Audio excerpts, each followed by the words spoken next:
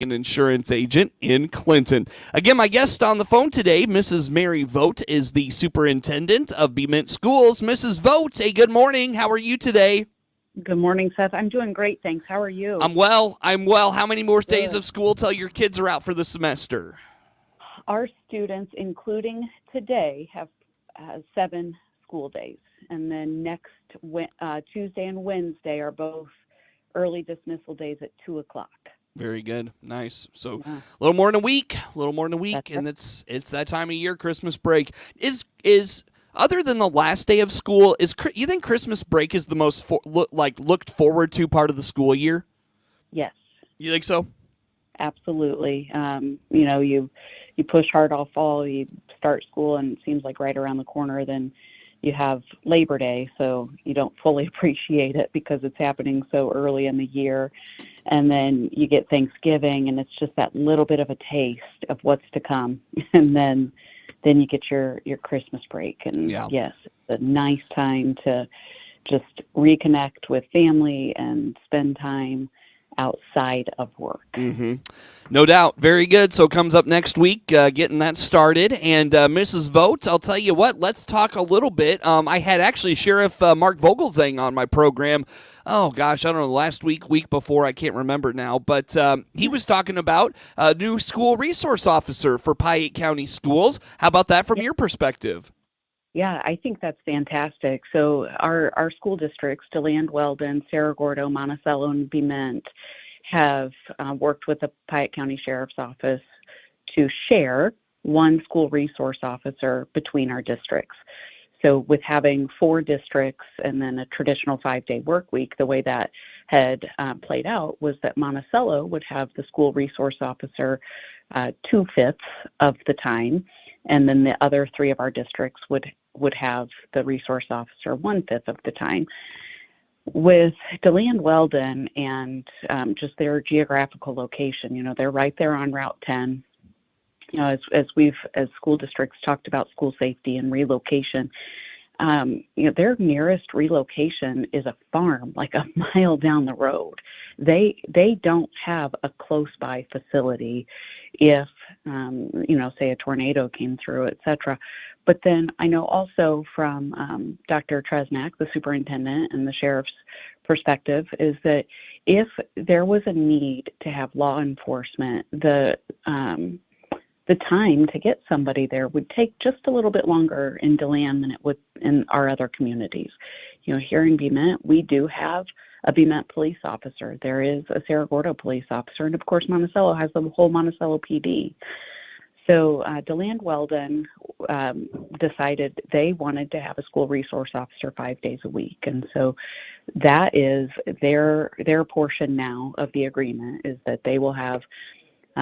They're working with the sheriff's department to have that officer 5 days a week. And then Monticello, Bement, and Cerro Gordo are going to each take that additional day that the resource officer would have been in DeLand Weldon. Now, originally, we had Deputy Lindsay Bross as our school resource officer, and the thought was, well, our new officer, Officer Justin Ernst, would be designated to DeLand Weldon.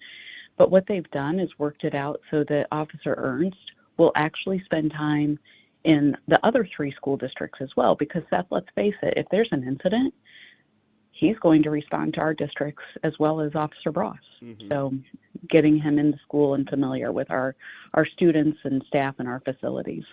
Very good. Now, when it comes to kind of having that extra day of a school resource officer, Mrs. Vogt, that's got to be very reassuring for not only yourself but your community and those sorts of things. It really is, and interestingly, this topic came up last month at our board meeting. Some of the board members wondering, so what does a school resource officer actually do?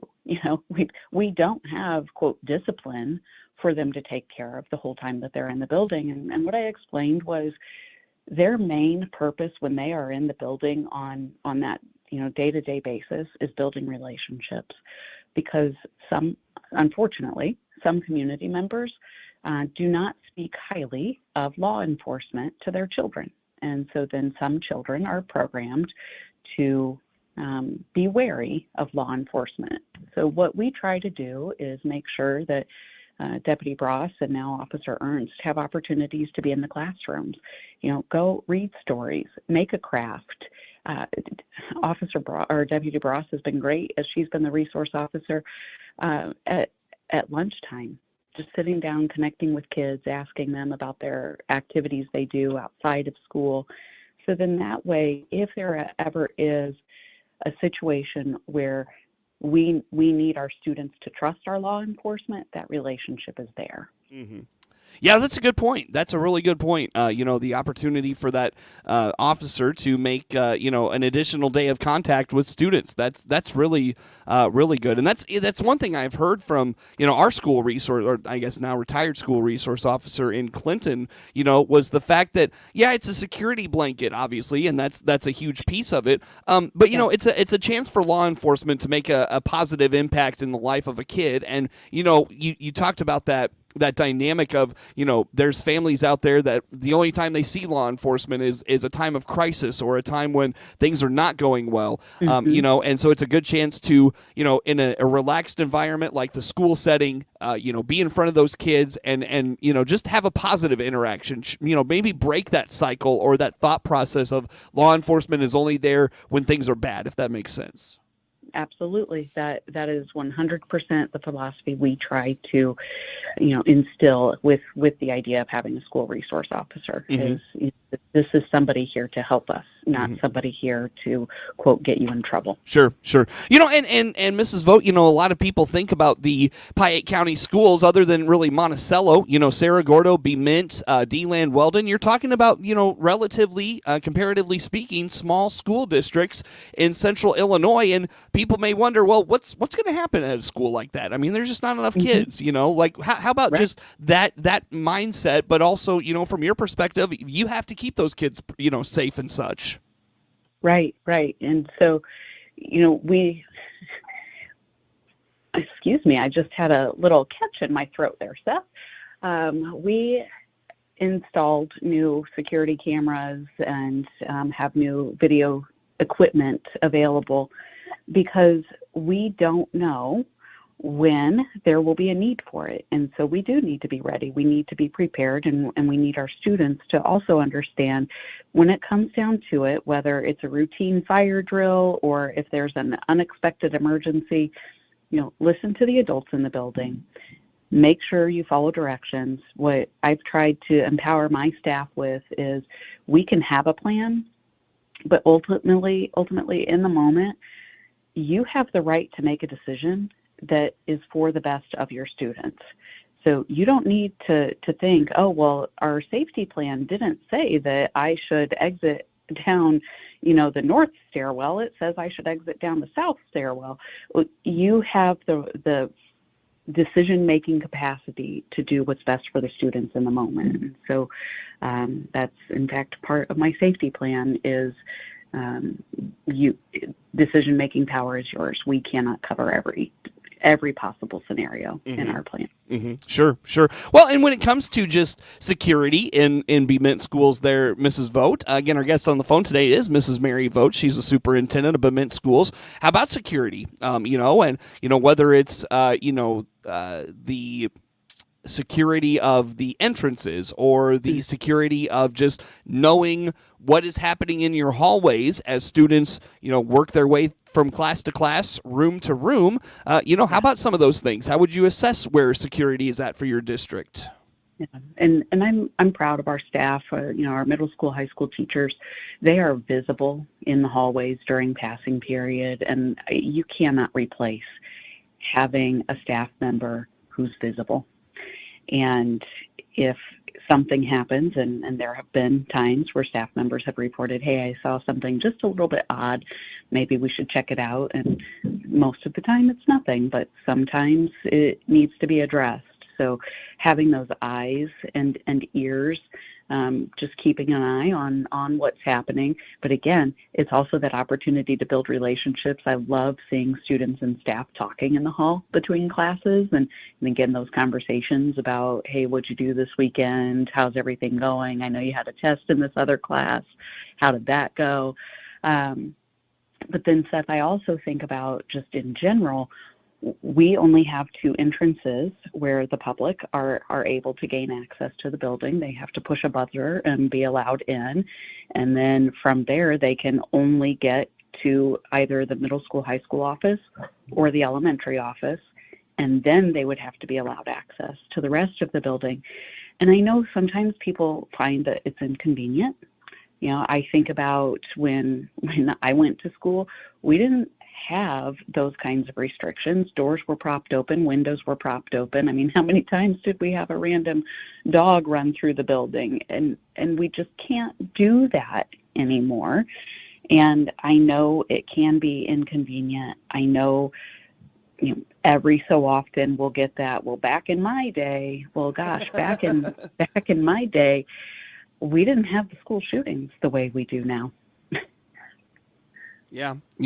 It's a different time, absolutely. And I think back to even the days of opening up the windows. I mean, gosh, that was great when I was in grade school, and we just open up the windows of the classroom and feel that breeze come in. I mean, it made you look forward to recess and getting out and being back outside. But you just can't do those things anymore. It's crazy. So as you think about security there, Mrs. Vogt, of course, this is something that never really kind of goes away from your mindset as a superintendent. What's kind of next, I guess, in terms of your planning or just things you have to do at Bement schools? What's necessary that you're looking at coming up for security?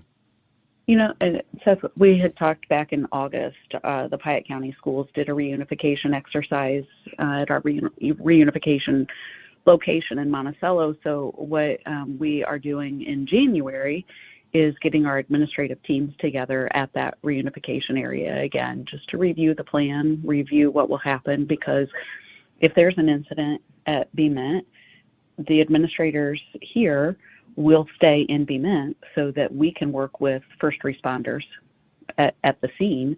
So that means that, I'll get a message out to area superintendents. They will then go to the reunification site with my students and staff and become like the command center point person. Mm-hmm. Likewise, if something happened at one of their buildings, then I would be part of that response, that administrative team response. So it's just getting all of our schools together again, reviewing our plan. I don't think that you can talk about it too much. Mm-hmm. But again, you can't prepare for everything. So you prepare as much as you can, and then hope that in the moment everyone is able to respond accordingly.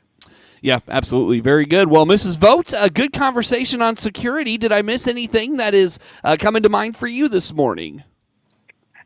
Seth, one of the things that we also try to do is communicate to parents. Again, back when I started, there's no way we would have told parents, hey, here's our safety plan and here's where we're going to go, because what we were told was, well, you don't want to do that because then somebody who has ill intention maybe would try to find you there. Well, we can't try to predict and play those what if games. So we do inform parents, if we have to relocate, we are going to the Christian church in Monticello, because we can't have parents trying to show up at the school. It will clog the roads. It will prevent first responders from being able to access the site. So, another piece that is new to me is communicating, just having full transparency with parents. Here's our plan, this is where we'll go, and here's what you need to do when you get there. Very good, very good. Well, Mrs. Vogt, where do folks go for all things Bement schools, whether it's security or otherwise? Best place, how about that? www.bement.k12.il.us. Mrs. Mary Vogt is the superintendent of Bement schools. My guest on the phone. More to come with her on the WHOW Morning Show. WHOW. MR Systems Wireless is your local internet provider for Clinton and surrounding area. They have the products you want and the local service you deserve. MR Systems Wireless Internet service for home or business includes unlimited data, unlimited streaming, and unlimited calling. Plans start at just $48 a month and get a free Roku 4 lease with our media packages. Get the speed you need with MR Systems Wireless. Call them at 935-2100. That's 935-2100 for MR Systems Wireless. Hey farmers, Our environment-friendly liquid fertilizer will help you stretch that fertilizer dollar further, a lot further, without compromising on results. Experience application versatility, lower input costs, and healthier crop yields. Don't just fertilize, mineralize. Product and crop protocol information is available at blackcoralminerals.com. blackcoralminerals.com.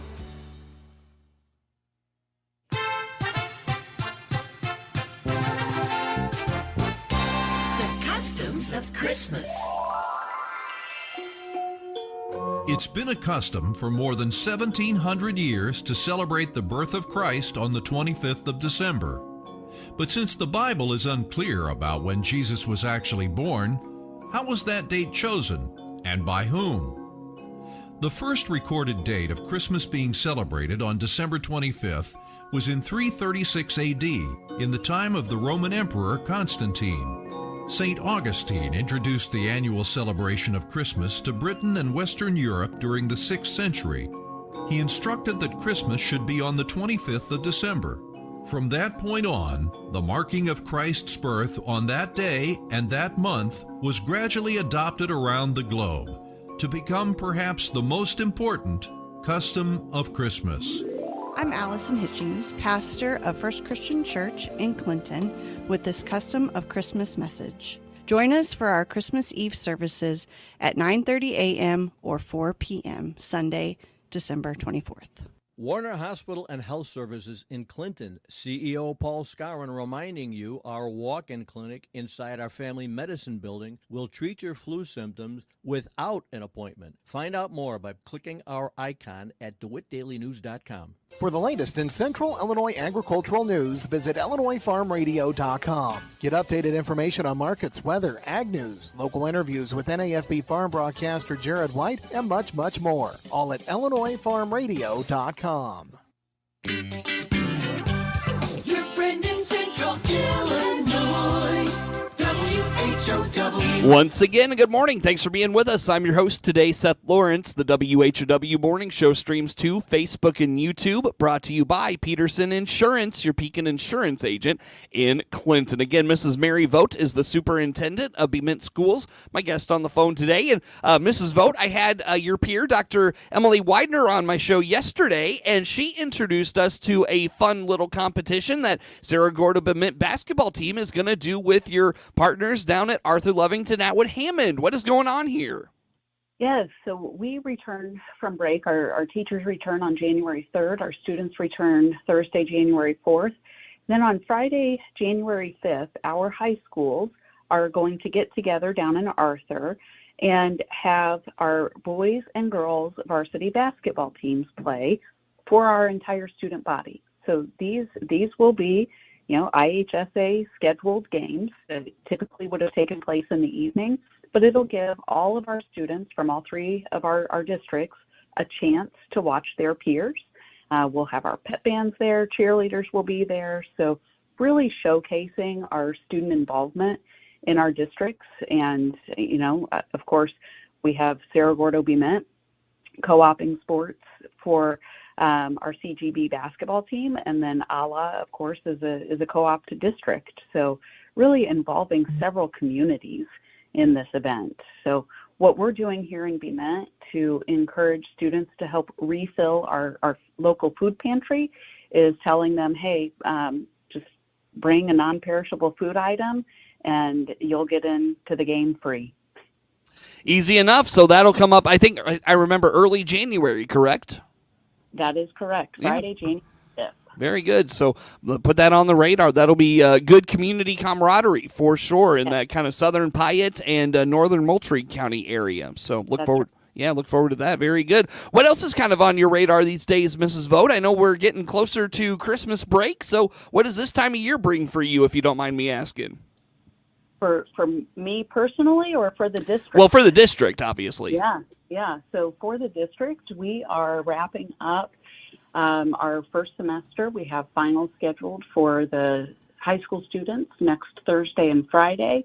We are looking forward to our middle school and high school winter band and choir program. That will actually take place in Cerro Gordo this Friday evening at 7. So along with having co-ops for our sports, we do share performances for our choir and bands as well. Mm-hmm. So our director, Danielle Tracy, and then the band director in CG, Will Pritchard, do a nice job collaborating, and it gives them a nice full band by bringing those two groups together. And then next Monday evening is our elementary program here in Bement at 6 o'clock. And Seth, I'm really not sure there's much cuter than a kindergartner singing holiday songs. Yeah, no, that's kids and their programs. It is worth the price of admission, no question. Mrs. Vogt, I am so sorry to do this. I have to let you go. Happy holidays, Merry Christmas, Happy New Year. We will see you on the other side of both of those. Thanks, Seth. You too. That is Mrs. Mary Vogt, Superintendent of Bement Schools, my guest on the phone. Network News on the way. WHOW. With SRN News, I'm Rich Thomason. Harvard